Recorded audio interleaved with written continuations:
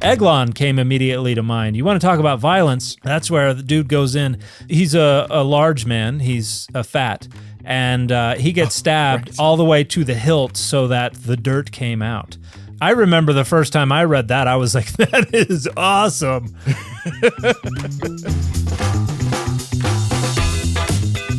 Hey, everybody, I'm Dan McClellan. And I'm Dan Beecher. And you're listening to the Data Over Dogma podcast, where we increase public access to the academic study of the Bible and religion and combat the spread of misinformation about the same. How are things today, Dan? Things are great. Things are good.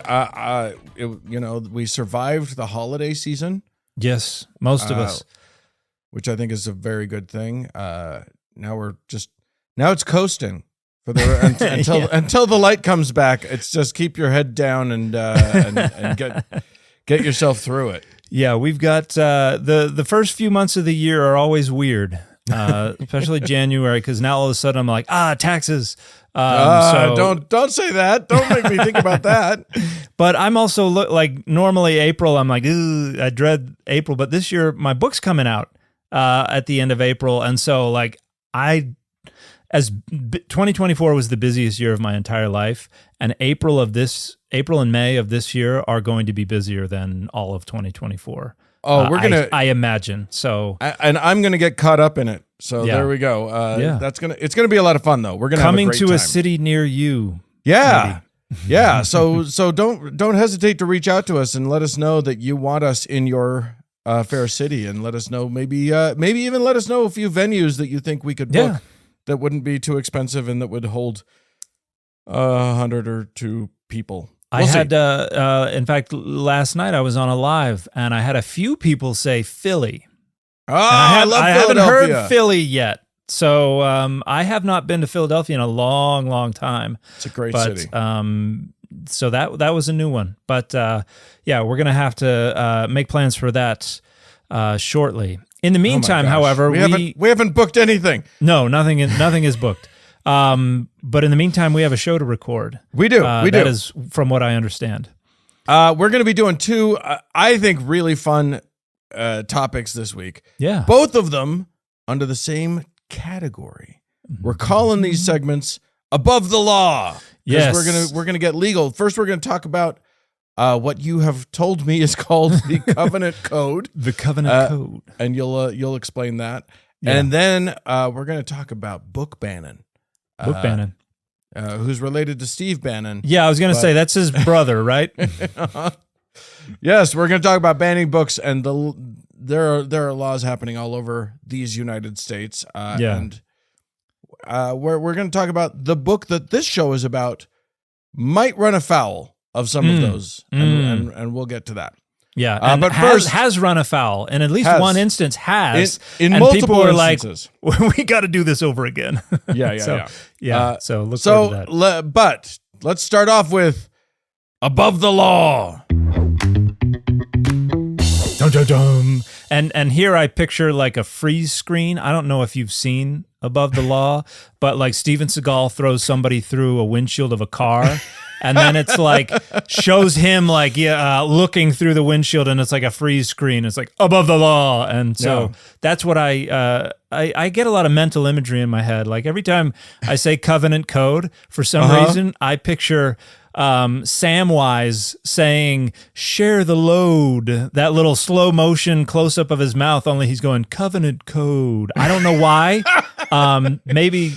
I don't know. Right. It might be because we watched all of the Lord of the Rings shows over the holidays with my 12-year-old. Like and I just got her started on Rings of Power last night. And now I'm thinking Johnny Cash. Rings of Wow. Oh, I probably can't sing that, but this is a great view into Dan McClellan's brain. Yeah. It's a mess in there. But anyway, the Covenant Code is a term that scholars use for a more or less consistent collection of texts in Exodus. The broadest designation would cover Exodus chapter 20, verse 22, so right after the end of the Ten Commandments, all the way through to chapter 23, verse 19. But a smaller designation, more restricted look would be chapter 21 verse 1 through chapter 22 verse 16. So there are two different scopes of what this covers, and that's probably because scholars have different theories about how it came together as a collection. But in my opinion, and the opinion of a lot of scholars, this is the earliest legal material in all the Hebrew Bible. So like 10 Commandments, that came together over a few centuries, and is probably, because we've got the Sabbath in there, this is probably exilic in its final form. You're talking about Exodus 20 and the first part of Exodus 20. You're claiming, hold on, wait a minute, let me just be clear about this. You're claiming that God did not give those laws to Moses on a rock on Mount Sinai. That is what the data indicate. Okay. And you know, you can look in Exodus 24. This is one of the ones I love pointing people to. It's like, so Moses went up the mountain. Turns out Moses had to go up the mountain, so Moses went up the mountain. Anyway, then Moses went up the mountain. Like it's a very choppy narrative. But so the Covenant Code is probably the earliest bit of legislation that we have in the Hebrew Bible, and things in Leviticus, things in Deuteronomy, even some stuff in Numbers. These are probably later renegotiations of what's in the Covenant Code. They're expanding on it. They're changing some of it, and we're gonna talk a little bit about a few of those instances today. But but we're gonna start. I think it would be a good idea. Did you find anything in chapter 20 that you wanted to look at, or did you want to get into 21? I mean, most of chapter 20 is what we know as the 10 Commandments, and people can refer back to our episode about that if they want to hear us talk about that. And then the very end, it just talks about sort of the altar, and how you're supposed to make an altar, and you're not supposed to chisel it. It's just a rock. Well, and I like verse 23. You shall not make gods of silver alongside me, nor shall you make for yourself gods of gold. It's like, well, we know you just told us that. You literally just got so mad at us about that. We got it. And that's the very first commandment from the 10 Commandments, which just came 20 verses earlier. So exactly. You can tell there's a bit of a literary seam here. Yes, indeed. And that seam continues, I noticed, because in the next chapter, there was a law. I don't remember what it was, but it was basically one of the 10 Commandments just being reiterated. In a different way. So I think we can skip the altar stuff. Okay. People tend not to do altars much anymore, so we can. I think we can move past that. Though it seems to have been very important at the time. Yeah, how the altar is supposed to be made, hewn or unhewn. What's your pleasure? God was like, definitely unhewn. I'm an unhewn guy. Don't you dare hew. Yeah. If you hew, you're out. All right, let's move on to chapter 21. Let's talk about, it starts with slavery. It does. And the law, and if you've been listening to this show, or you've even read the Bible at all, you know that the law is not going to be about how slavery is bad. Right. That was on the 5 commandments on the 3rd tablet that Moses dropped. And God is like, I'm not doing this again. So unfortunately, slavery is evil. Got blotted out. Got nixed. Yeah. Instead, we have a whole bunch of laws about how, it's not even about how to treat your slaves. It's about what to do if things happen to your property. Yeah. And it starts with, when you buy a male Hebrew slave, he shall serve 6 years, but in the 7th he shall go out a free person without debt. And basically, this is debt slavery. And so it's like he serves 6 years, no matter what the debt is, it's wiped out.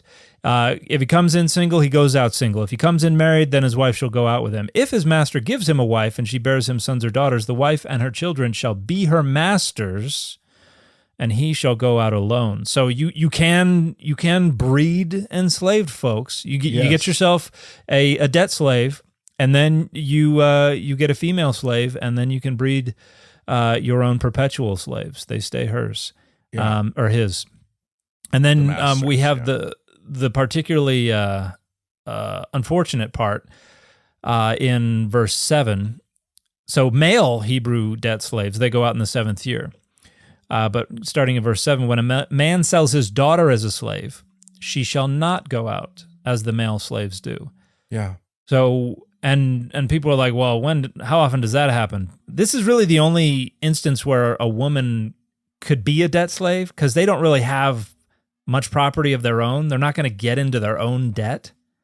Well, this doesn't even sound like a debt slave, because it's a man selling his daughter. Well, to cover his debts. To cover his debts. Okay. Yeah. So this is, I can't pay this bill for renovating the bathroom. And he's like, well, you got that daughter over there. Yeah. He's like, how about the younger one? Yeah. And so according to Exodus 21, only male debt slaves go free in the 7th year. Female debt slaves are perpetual debt slaves. And the reason seems to be that they're basically concubines or sex slaves. That's the only reason you have a female debt slave. And verse 8 says, if she does not please her master, who designated her for himself, then he shall let her be redeemed. He shall have no right to sell her to a foreign people, since he has dealt unfairly with her. And an interesting so weird. It is very weird, but there are some things to note from this. So there are some protections that are being offered here. So she's a perpetual debt slave as a concubine or a sex slave, but he's not allowed to sell her to a foreign people, which would suggest that he could sell her to other Israelites. Yeah. So she could enter the slave trade as a perpetual debt slave and then get sold to other folks. So things but it also suggests that there was a thriving foreign slave trade. Yeah. Like that was just, it's clear that this was very common in that era, in that area. Yeah. And then we have a few more verses, and it makes it sound like everybody's in on this. This is just something that's going on. If he designates her for his son, he shall deal with her as a daughter. Basically, if he's going to make her his concubine, he's got to treat her as a wife. And if he's like, if he doesn't treat her appropriately, then there are some protections offered to her. He can designate her for his son. He has to treat her like he would his own daughter. If he takes another wife to himself, he shall not diminish the food, clothing, or marital rights of the first wife. In other words, he can't, demote her if he takes on another wife. And if he doesn't do these three things, she goes out without debt, without payment of money. In other words, there is a circumstance where she is released, and that's if her master doesn't treat her right. But she is still and women as property is kind of a theme that runs through this, even if they're not debt slaves. Like, women are kind of property. Yeah.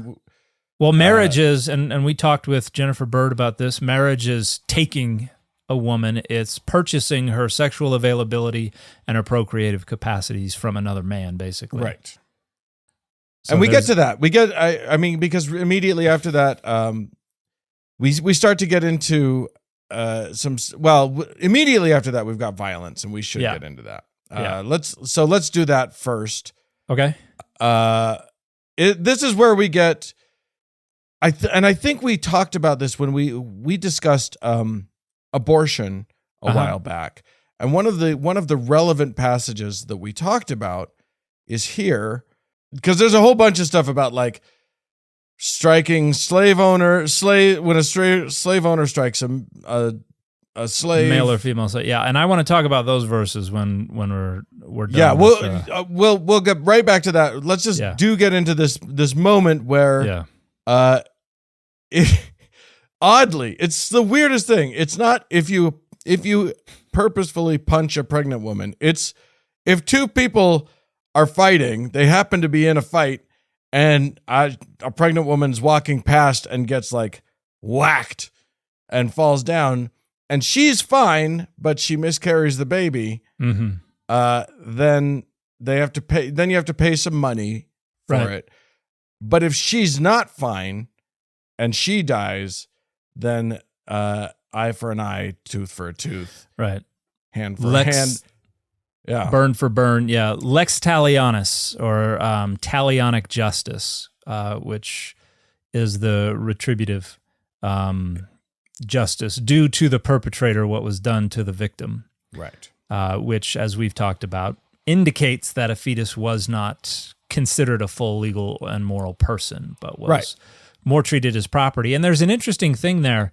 It says there, the very last clause of verse 22 in the NRSV UE says, paying as much as the judges determine. In the KJV, it says, the woman's husband will lay upon him, and he shall pay as the judges determine. Elsewhere, we have, he will pay what the court decides. And this is interesting because when it comes to the life of an enslaved person, there's a socially standardized value. 30 shekels. That's what it is. Enslaved person, 30 shekels. Fetus, court determines, which suggests that there's no socially standardized value, but the husband is probably the one who is making the determination. He's like, I'm gonna need at least 350. And then the court is there to arbitrate, to ensure that it is not exorbitant, most likely. It's not perfectly clear because the word there that they're using, pelelim, is a very rare word, and so we're not exactly sure what's going on there. But that seems to be what that means: is, hey, there's no standardized value. The husband's like, I was really looking forward to this one, so I'm going to need a little bit more. But it is, it's a pretty, it is a pretty harsh system. And gets into some, like, the other theme that we're going to notice throughout all of this is that this code gets into weird minutia that seems like so vanishingly rare. Like, how often are two people going to be fighting and this pregnant woman's going to walk by? It's just like, how often could that possibly have happened? Well, and this gets into the famous goring ox law, and that's in this chapter. But one of the things that it highlights is that the covenant code is not an original composition. There were not some Israelites who were like, you know what, I got an idea, let's write all this down. And it certainly did not descend ex nihilo from the heavens on a tablet or anything else. They're actually borrowing from Hammurabi's law. So these laws are being adapted and adopted from Hammurabi's law. There's a great book that discusses all the evidence for this by a wonderful scholar named David Wright called Inventing God's Law. And he goes through and shows that you can start at the beginning of Exodus 21, the beginning of the covenant code, go all the way through to the end, and every law has a parallel in Hammurabi's law, and a lot of them are in the same order they appear in Hammurabi's law. And he even talks about they switched order here and goes into why. Like, it's a phenomenal analysis. But this seems to be an alteration of one of Hammurabi's laws. It was, let's see, it was law 207. 206, 207, there's men fighting, there's an injury, but there's also associated with that what happens if 209 through 214 is what happens if a man strikes a woman and causes a miscarriage. But like the penalties are different depending on the social status of the victim. So which is something that we're going to see in the covenant code as well. But there's the goring ox law. It's like, what happens if an ox gets out and gores somebody? If it's never happened before, then the owner has this penalty. But if it's happened before and the owner's been warned, then it's life for life. But if the victim's family is like, we just want to find them, then they can find them and they save their life. And it's like, we're oxen just running rampant in the streets in these societies. And Hammurabi's law is from 1,000 years before the covenant code. I was going to ask you to sort of give us a date on all of that. Yeah, so Hammurabi's law is much earlier, around 1800-ish BCE. The covenant code is probably somewhere, its earliest layers are probably 8th century, 700 to 800 BCE, so just around 1,000 years later. And some of these are probably come from earlier time periods, but the version of these laws that we find in the covenant code, they were probably written down initially in the 8th century BCE, or maybe the 7th century BCE. And so it's not that these things were just, they had a weird society where it was like the only kind of injury a woman had was when two men were fighting and she got injured. Or there's the other one elsewhere where two men are fighting and one of their wives grabs one of them by the junk. Right. Then you got to cut her hand off. Yeah, like, literally grabs the other guy's genitals to help him win. To help her husband win. What are we talking about? Yeah. Well, and it's that these laws were not like on the ground actual jurisprudence. There's a famous saying, every stupid law exists because somebody did something stupid. Not necessarily. When it comes to these laws, this was actually probably originates in literary exercises and in rhetorical exercises. They're probably, and this is the case with Hammurabi, for instance. Like Hammurabi's law, it starts off, great king, he did all this, he ensured justice, ensured that there was justice for the orphan and the widow and the oppressed. And then you go look through all of Hammurabi's laws, and it's like, nope, not a single law says anything about justice for the orphan or the widow. It's rhetorical, and those are just kind of your prototypical victims. They're the canaries in the coal mine of justice, sure. The orphan and the widow. And so it's basically putting on display how just and ordered your leader is.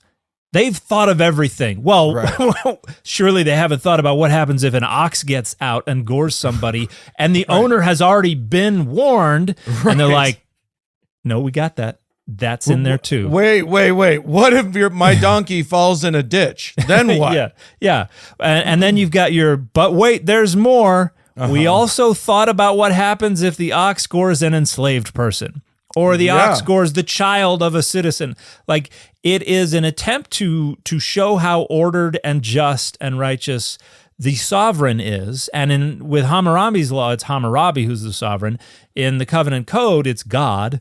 Right. But it's basically trying to show off that God has thought of everything. And it's like, we're not going to actually go event by event through all the possible iterations of a given law, but we're gonna drill down to the bedrock of some weird stuff just to make it seem like we've thought of everything. It would be nice if just at the beginning of all of this, there was some text that just said something along the lines of, here's a smattering of representative laws that we just as examples of things that might come up or whatever, because it makes it seem like the way that this is all worded makes it seem like here is the totality of our laws. Things that are important to us are slavery, violence, animals falling into holes, or goring people.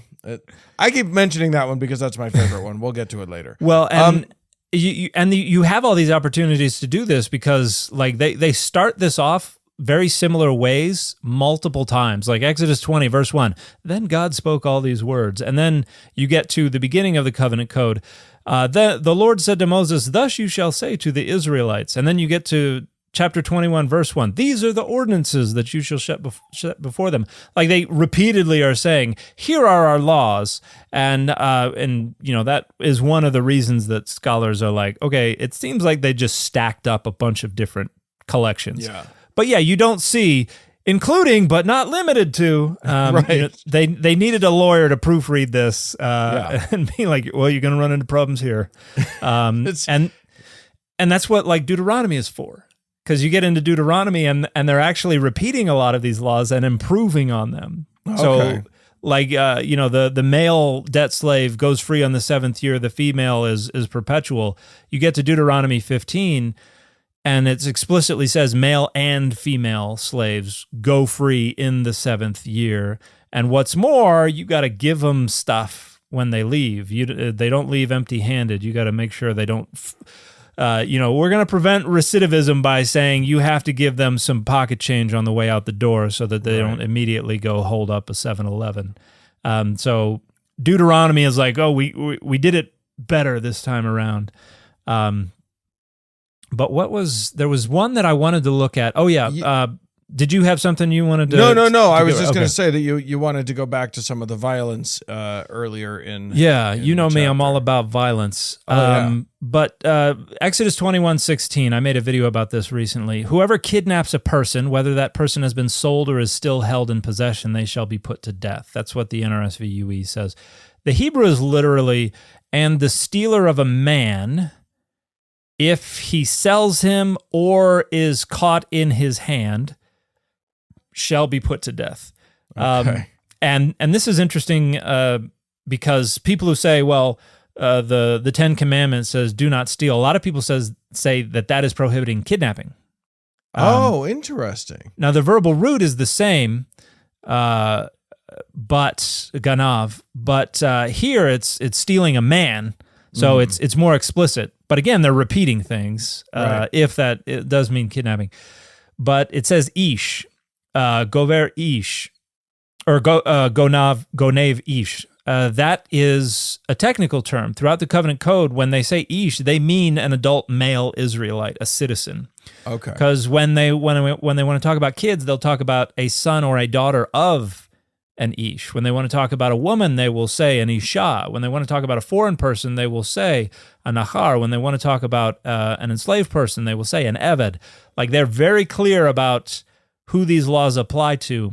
And here it's about kidnapping specifically an adult male Israelite. And this is another instance where in Deuteronomy they improved on it because they maybe that's a little ambiguous. And so in Deuteronomy it says anyone who steals one of their brethren, one of the sons of Israel. Right. So they're more explicit about that.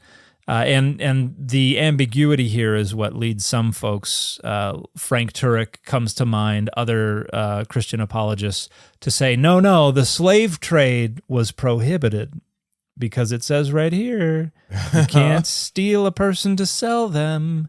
And I hear that all the time about how, no, it actually, in the very same chapter that it tells you what you can and can't do to your slave and how long slaves serve, it evidently entirely prohibits the slave trade. So, right. Yeah. That's a bad interpretation of that passage. But another example of something that we find in the covenant code and we find revised in Deuteronomy. And that, it's funny because that one, kidnapping a person against their will, holding him or selling him, death penalty seems strong to me, but I get it. But that is sandwiched between two other verses that hold the death penalty. Yeah. One of them being, whoever strikes father or mother shall be put to death. That seems a bit strong. I know several people who got in fights with their dads. It doesn't seem like I know several people where that was like a sport for their dad. Yeah. And then the other one, and this one kills me. Whoever curses father or mother shall be put to death. Yeah. I don't know what curses means in this case, but it just seems like death seems like a strong thing no matter what. Yeah. They're pretty trigger happy when it comes to the death penalty. Yeah. Here. But these are, and again, this is a repetition of honor your father and your mother so that your days will be long in the land from the Ten Commandments. Now it's like, let's get into the nitty gritty of this. You hit your parents, you die. You curse your parents, you die. Like it's pretty strict. Yeah. Although that's followed directly by when individuals quarrel, that we're off the father-mother thing, and one strikes another with a stone or a fist so that the injured party, though not dead, is confined to bed, but recovers and walks around outside with the help of a staff. This is a very long like if then one of those drill down to the bedrock ones. Yeah. Right. Then the assailant shall be free of liability except to pay for the loss of time and to arrange for full recovery. I just like you can't get in a fight with mom or dad, but boy, you could hit a guy with a rock, and if he recovers, you got to pay him for some time lost or whatever. Yeah. And then the one after that is like, oh, what if it happens to an enslaved person? Yeah. So we're like, see, we thought of everything. And this is the one where it says, when a slave owner strikes a male or female slave, again, they're very careful about this, with a rod, and the slave dies immediately, the owner shall be punished. And it doesn't say death penalty. It just says punished. Yeah. And it's likely because if it is a debt slave, then it's probably an Israelite, and they want to treat that crime more harshly than if it is a chattel enslaved person who is a foreigner. Because they don't really care as much about the life of the foreigner. So they're kind of hedging their bets by just saying, yeah, there's a punishment. Right. You know what to do. And then the next verse says, but if the slave survives a day or two, there is no punishment, for the slave is the owner's property. And this is a passage that gets interpreted a couple of different ways, because most scholars would say in the Hebrew, the idea here seems to be that if the slave lives for a couple of days and then dies, then he's free of punishment. And it says, for the slave is the owner's property. The idea being, hey man, that's his property. He relies on that slave. If that slave dies, it probably wasn't intentional. Like if he beats him to death, that seems premeditated. It seems intentional. But if he's like, this is an instructional beating, and then you got to be able to beat him. I don't know. Like, what are you gonna do? I mean, he doesn't listen, right? So, but then it seems like it's accidental and it's punishment enough that he has lost his property. And so I was like, well, we've already deprived him of his property, so all good, no harm, no foul. But the other way to interpret that is to say, if the slave recovers in a day or two, very similar to the previous passage, but the Hebrew is very different. It does not say if the slave recovers in a day or two. Yeah. Again, rough times. Yeah. So, next we get to some oxen stuff. We're talking about property. This is where we get the ox goring a man or woman to death that you talked about. Right. I love that one of the things that's like 7 verses. Yeah, it's way 1, more 2, 3, intense 4, than like. Okay, it's 5 verses, I think. Yeah. It's if we're going by pure word count, this is by far the most important thing in all of Hebrew law. Like, absolutely, just like forget about it. Yeah, thou shalt not kill. Not a big deal. But let's talk about oxen. Yeah, for a minute. And even with the kidnapping, it's like, don't kidnap a man. And here it's like, well, the ox might gore a man, if the ox gores a woman, if the ox gores a child, if the ox gores an enslaved person. But with kidnapping, it's like, we really only care about the man. So we're not worried about the others. Very inconsistent in the scope of their legislation here. By the way, in case anyone's wondering, if the ox gores a male or female slave, the owner shall pay to the slave owner 30 shekels of silver, and the ox shall be stoned. They're going to stone the ox? That's a spectacle I hope never to see. I'll say that. Well, if you go to Leviticus chapters 18 and chapter 20, we have our prohibitions on bestiality, and there the human participant as well as the animal are both required to be killed. So it's quite a spectacle to see. Somebody pulls a donkey out into the town square. What happened? It was some bestiality. So we're gonna kill the donkey. Yeah, that's what the law says. That's what we're saying. Verse 33 talks about, this is the one that I keep referencing because I love it. If someone leaves a pit open or digs a pit and does not cover it, and an ox or a donkey falls into it, the owner of the pit shall make restitution, giving money to its owner, but keeping the dead animal. So you get something out of it. What are you going to do with a dead donkey? People are digging donkey traps, apparently, is what was happening all the time. Yeah, it's like, what if somebody's kid falls into it? Like, it doesn't say anything about that. They can't help. Look, if the kid's so dumb they fall in a pit, that's on them. They shouldn't have been standing there. Yeah. Let's get to Exodus 22 really quickly, because now we have laws of restitution. Yes.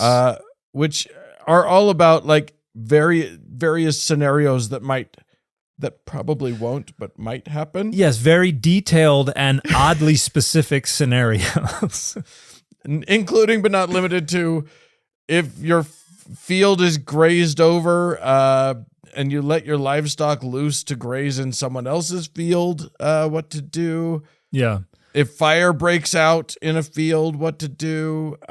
When someone's, if they if someone if you let your neighbor take care of your money or goods for safekeeping, and then it's stolen, how often could that have been coming up? Like, how many people are doing? Yeah. Although it's actually a good deal, so like I think everybody probably should have just let their neighbors everybody just trade goods and hold on to it for your neighbor, because then if the thief is caught, they have to pay double. Yeah. I don't know why that doesn't apply if the stuff, like, if the thief steals it from your house, they just have to pay it back, but if it's from your neighbor's house, they have to pay double. Is that what I'm getting? It's very confusing. Well, and this is an interesting set of passages too, because we have a bit of an ordeal as to resolve this, because right. So you're letting somebody borrow something, and you're like, hey, can I have my lawnmower back? And they're like, oh, sorry, it got stolen. And they're like, what? And in verse 8, it says, if the thief is not caught, in other words, you don't have evidence of this, the owner of the house shall be brought before God. Now, the word here is Elohim, which can be the singular God, but can also be gods, to determine whether or not the owner had laid hands on the neighbor's goods. And most scholars would say this is an ordeal. You're basically trotting them before the divine image and say, yeah, tell it to God's face. And you've got to be able to say, I swear according to all the things that I didn't take this. The idea being, hopefully they'll be too scared to lie to God. Right. And so if they can swear the oath before God, and lightning does not strike them where they stand, then they must be telling the truth. But it says in verse 9 in the English, and this is verse 8 in the Hebrew, NRSV UE, in any case of disputed ownership involving ox, donkey, sheep, clothing, or any other loss of which one party says this is mine, the case of both parties shall come before Elohim. The one whom Elohim condemns shall pay double to the other. Here's the interesting part. The verb condemns there, that is, of which Elohim is the subject, is plural. It says, the gods condemn. Okay. The one whom the gods condemn shall pay double to the other. And we actually have something very similar in the previous chapter in Exodus 21 about another ordeal that somebody has to do before Elohim. And so I think it's interesting that this is, again, earliest legislation in all the Hebrew Bible. We have indications that they are doing ordeals before almost certainly images of multiple deities, not just Adonai. Which is another reason to believe that, like, this is separate from Exodus 20 and the idea of thou shalt have no other gods. Yes. Separate and earlier. Yeah. So and the end of this chapter has I think the clearest indication we're dealing with an incredibly early set of laws here. Which is what? Which is what? The child sacrifice requirement. Okay. Right. Shall we hop to that, or yes? Let's hop. Okay, let's hop. We're running out of time here, so hop away. We have talked about it before. Yeah, but the tyranny of that darn clock. Okay, so this is in English. This is usually verses 28 and 29 in Hebrew. Or no, this is usually verses 29 and 30 in Hebrew. It's verse 28 and verse 29. NRSV UE, you shall not delay to make offerings from the fullness of your harvest and from the outflow of your presses. The firstborn of your sons you shall give to me. You shall do the same with your oxen and with your sheep. 7 days it shall remain with its mother. On the 8th day you shall give it to me. And so the question is, what does this mean, give it to me? Yeah.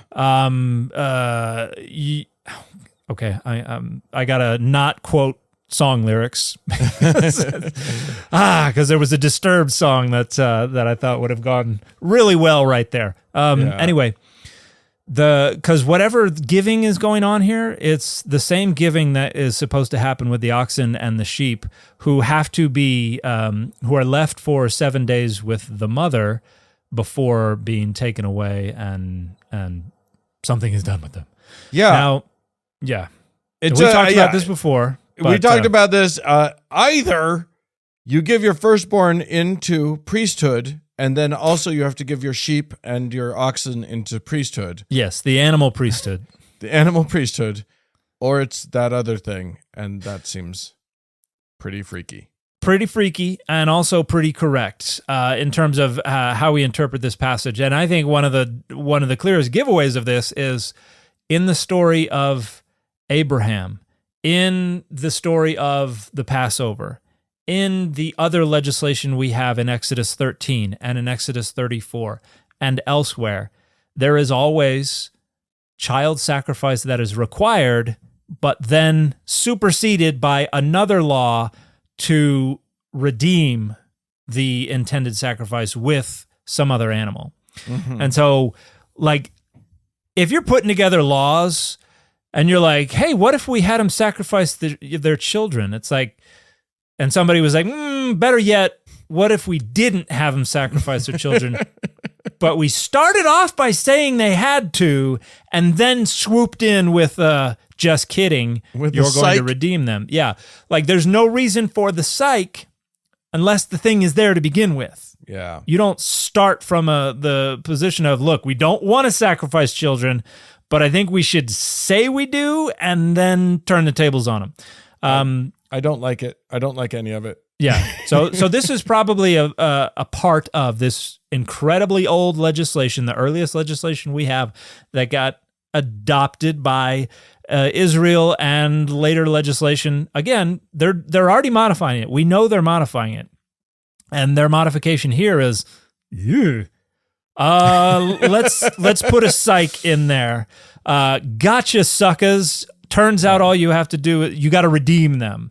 They're intended for sacrifice, but we're going to require you redeem them. So, and I was on I recorded a discussion with Heath Durrell and Kip Davis a bit ago. Heath Durrell published about 6 years ago a book called Child Sacrifice in Ancient Israel that talks about this. So, so if you're interested in a far more boring discussion, go check out Kip Davis's YouTube channel.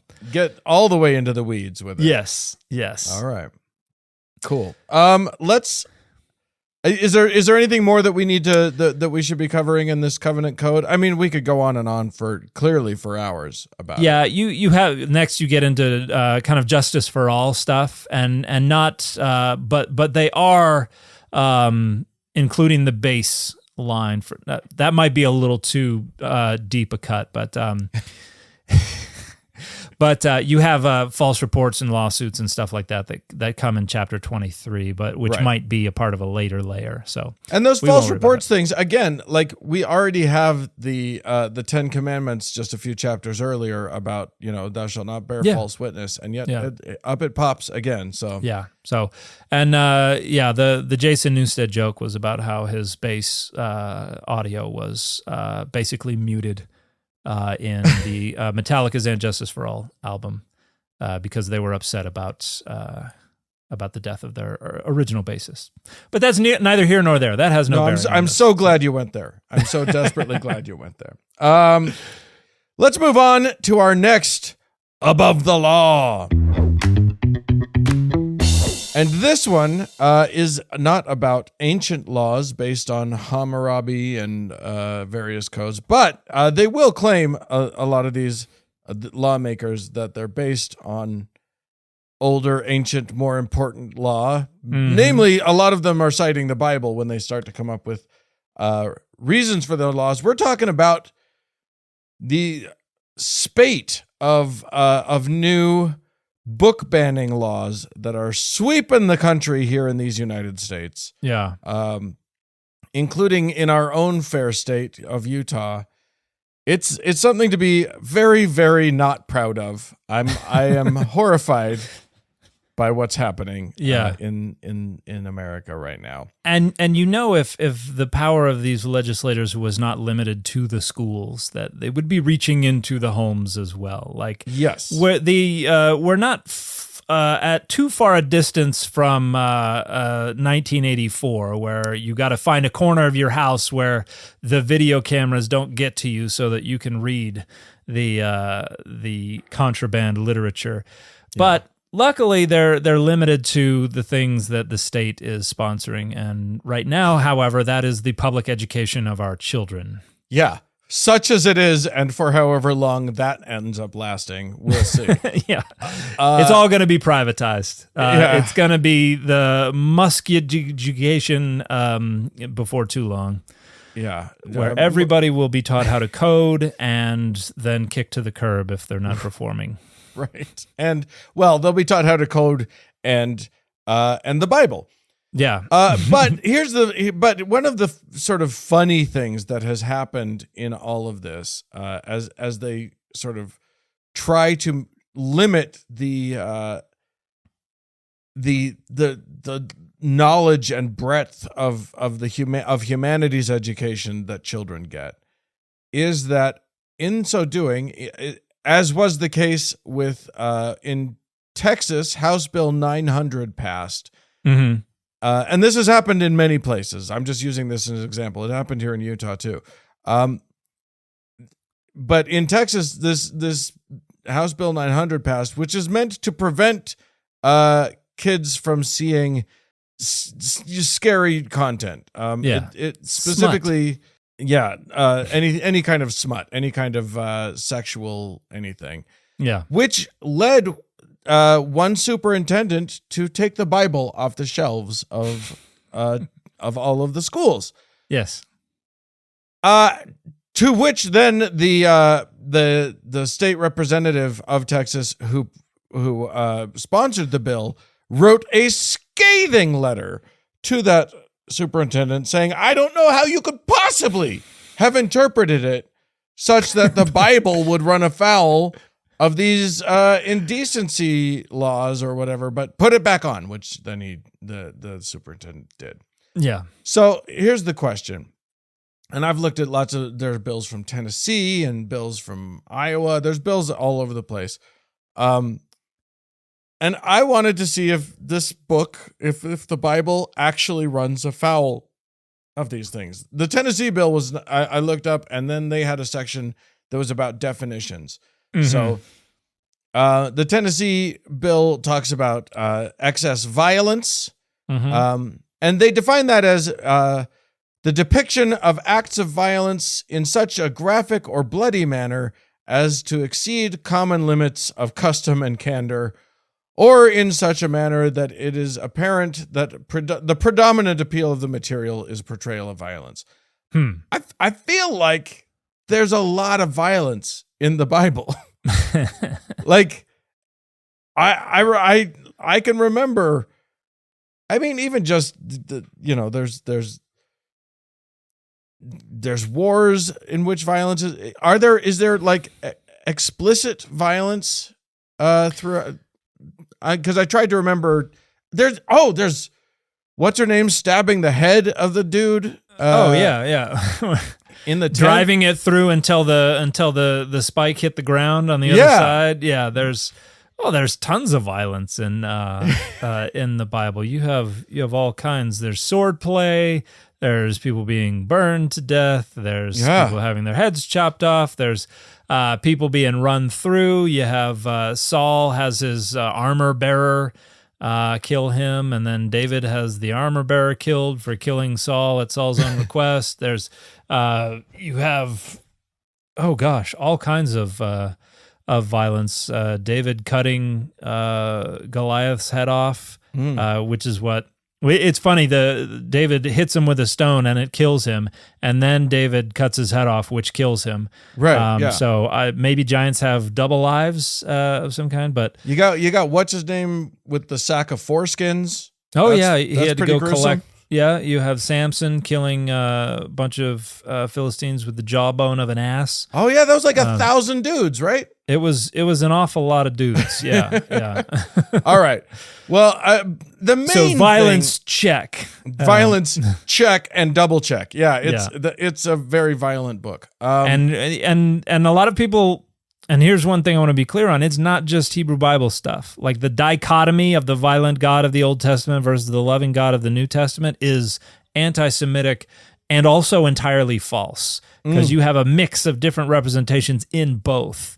Right. And in the book of Revelation, you have a deity who threatens to sexually assault folks. You have somebody talking about bathing their sword in the blood of their enemies. You have, blood running up to people's ankles and things like that. Like, there's an awful lot of violence in at least the book of Revelation. I still don't know why people thought that would be a good book to include in there. Yeah, I wonder about that too. But the real, I think the violence, I think that is a good reason not to have kids read this book. I think violence is far worse for children than sex. Like, depictions of violence is going to be far more impactful on a child's mind than sex is. But these legislators are far more worried about sex. So let's talk about that. Well, they've got some deviant sexualities that they're trying to police here, which is the main problem. Right. So that's true, because most of this legislation, even if it doesn't mention it at all, most of this legislation is about policing, like LGBTQIA plus things. They just don't want to be seen as that, so they call it community standards or whatever. Anyway, this Tennessee bill has a phrase called "harmful to minors," and they've very generously defined that for us. Mm-hmm. Harmful to minors means that quality of any description or representation in whatever form of nudity.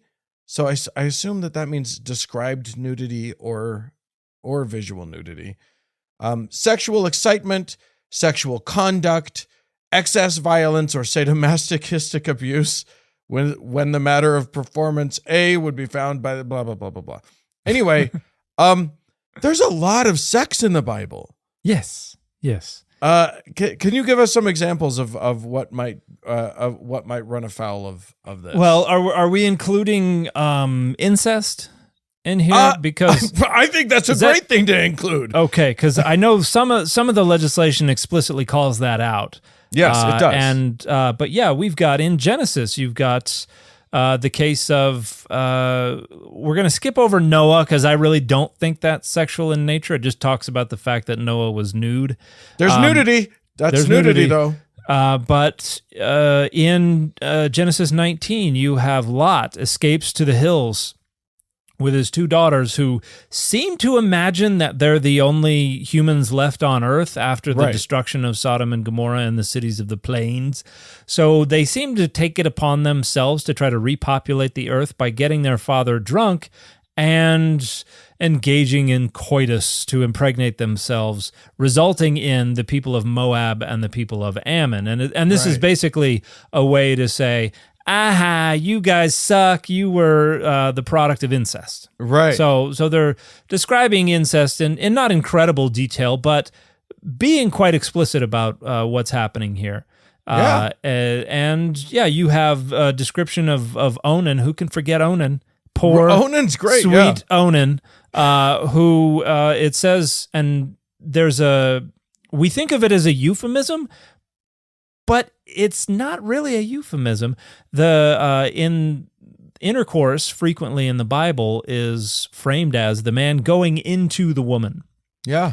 Which is not a euphemism. But I think it's Genesis 38 talking about Onan, says every time he would go into his wife, he would spill his seed on the ground. So we've got some coitus interruptus going on, which then required somebody either kick some dust over that, or I don't know what they're doing there. But there is pretty explicit sexuality going on there. We've got a bunch of other. I was just thinking of the book of Judges, but Eglon came immediately to mind. You want to talk about violence? That's where the dude goes in. He's a large man. He's fat, and he gets stabbed all the way to the hilt so that the dirt came out. Like I remember the first time I read that, I was like, "That is awesome," but yeah, that's pretty graphic. Well, we have Ezekiel 23. There's a passage that an awful lot of people really enjoy. Oh, what is the other one? I'm gonna have to look up another one because there's a passage that talks about two people. They're named, but they're metaphors for unrighteous Israelites, and it talks about how they love to go down to Egypt where the men fondle their youthful nipples. But here in Ezekiel 23, God is condemning probably Jerusalem. It's always Jerusalem. Yet she increased her prostitutions, remembering the days of her youth when she prostituted herself in the land of Egypt and lusted after her paramours there, whose members were like those of donkeys. Right. And whose emission was like that of stallions. Only I wanted to see what the Hebrew was. Emissions there is a word, zirma, which seems to mean phallus, rod, branch, phallus. So it's at least in Hebrew, it pretty explicitly is saying their phalluses are like the phalluses of stallions. So. Yeah. In fact, it's the very next verse. Thus you longed for the lewdness of your youth when the Egyptians fondled your bosom and caressed your young breasts. But I don't know how you can get more explicit than that. I mean, that's pretty explicit. Yeah. Anyway, I think we can safely segue out of that, Dan. Right? Well, no, I'm just saying we can safely say this runs afoul of these laws. Like this is we haven't even gotten to the Song of Songs. Right. Right. That is all about it. I noted that in the Iowa law, which went into effect in 2023, it says no sexual acts can be depicted in any book for all of K through 12. That's kindergarten, 5-year-olds through 12th grade. For seniors in high school, 17-year-olds, sometimes 18-year-olds in some places. Right. So they can't, so we're protecting them all the way up to 12th grade from sexual acts, except for religious texts. Because they thought, we see them coming, we're going to make sure that the Bible's safe. Yeah. But that exception is a dangerous one, considering the fact that the Kama Sutra, for crying out loud, could very easily be considered a religious text. I think whatever state it says that in, somebody needs to go put a Kama Sutra in the library. Absolutely, man. If you're in Iowa and you want to mess around with some people, just demand that the Kama Sutra be in the maybe don't do it in an elementary school, but get that thing into a high school. Yeah, definitely get it into a high school there. I mean, you remember Field of Dreams, right? Like there's a part where they're at a PTA meeting. Right. Remember, they're like in the gym, and he's just, he's like Close Encounters of the Third Kind guy. He's just playing with his mashed potatoes in his head, and his wife is like freaking out at these people who are like, it's pornography. Right. And like these fights have been going on for the longest time, and it's so depressing that we've gotten to the point where they're like, oh, we want to keep this stuff away from kids. Hey, man, your holy book says that stuff. Okay, we want to keep this stuff away from kids, but we're making an exception for our holy book. Well, it has to be all holy books. Okay, we're going to keep this away from kids, but we're going to write in an exception. We're going to do a little carve out for any holy books, but really we just mean the Bible because that's all we care about. And the ignorance, the historical ignorance, the just the malice of trying to shape public education so that everybody will end up being a Christian nationalist. Right. Just infuriating. And it always backfires. It always goes wrong. And also, I think part of the reason I wanted to talk about this is that the fact that the Bible is so clearly, so explicitly runs afoul of these laws, and yet they want to insist that the Bible be in these schools proves the hypocrisy of their position. Yeah, and not only that, they insist that the Bible will that we need to require the Bible be taught in all classes. Right. Because that will result in a more moral people. It's like, well, no, it'll result in people who think slavery is okay and that women are property. Right. And it will result in a lot of, a lot more insurrections at the Capitol. But what it's not going to result in is moral people. Yeah, telling a story about how it's okay to be, for a high school kid who's worried, isn't sure what's going on sexually, a book that makes them feel okay in their own body, that's going to help the morality of this country infinitely more than saying, hey, read the story about Onan. You got to read this. That's yeah, I mean, pure and utter nonsense, for lack of a better word. What you're talking about is like there are books that are like literally written for teenagers at their level. It's not to save their lives, to help them with their own burgeoning, to help them understand what's going on in their own bodies. And these people are worried about, are banning those books.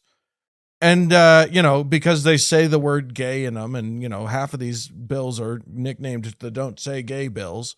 But so things that would give them real life knowledge that would be helpful and useful to them are banned. And then this book, which is like, it's a valuable book, and it's a book that I think I'll be honest, I don't think it's appropriate at all to give to children. Right. But like late teens, let them start looking at this book. I think that the Bible's an important book, and I think there's no reason why they shouldn't.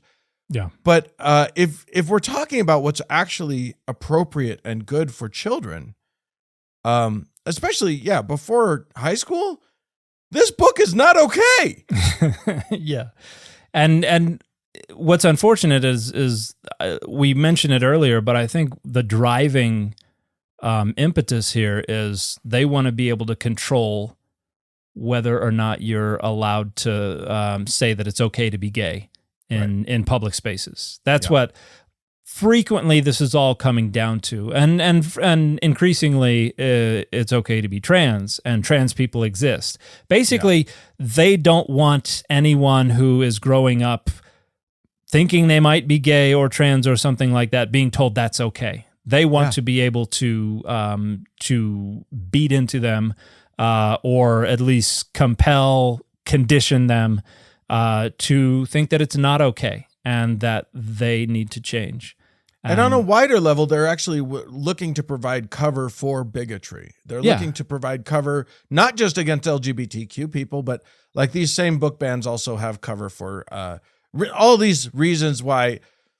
And, it's not explicit in them, but then you look at which books actually get banned, and like Toni Morrison suddenly disappears from all of the bookshelves. And, it like all of these Black and people of color authors are suddenly disappearing. And they would relitigate Brown v. Board of Education yesterday if they could. Like this is and it's the exact same argument. Parents ought to have control over public education. That was the argument against desegregation. It was like, no, parents have to have control. And that is what gave rise to private education. And you had your desegregation or your segregation academies, which turned into private school and then charter schools and stuff like that. And why does it always come back to white supremacy, Dan? Why does it always come back to white supremacy? And that's where we're at. That's where we're at. And trying to divorce Christian nationalism from white supremacy is a fool's errand that you will never be able to achieve. So, oh gosh, there you go. Please, if you have any white supremacy or Christian nationalist in you, grow the hell up anymore. And go get this book banned, I guess. Or I don't know.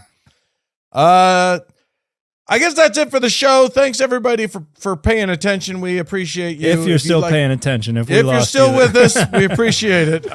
You can write into us you can donate to us and help make the show go and become a part of it. And also you can get access to an early ad-free version of the show, of every episode. And you can get access to the to our after parties, which are for patrons only, over on patreon.com/Data Over Dogma. We appreciate that. If you want to get in touch with us, contact at dataoverdogmapod.com is the way to do that. And we'll talk to you again next week. Bye, everybody.